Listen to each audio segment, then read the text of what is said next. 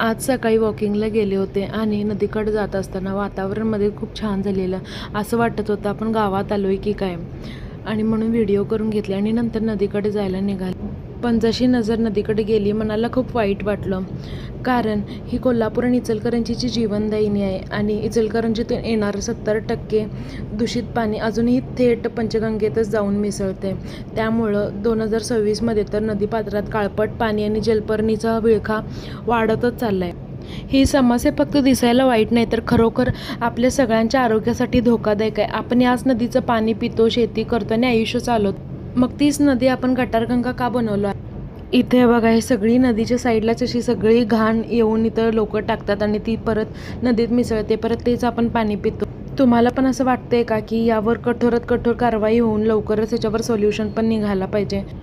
नदीमध्ये इथं पाणी दिसतच नाही आहे. सगळीकडं जलपर्णी केंदाळच दिसायला लागले आणि इथं पूर्ण सगळीकडं पूर्ण घाणच आहे.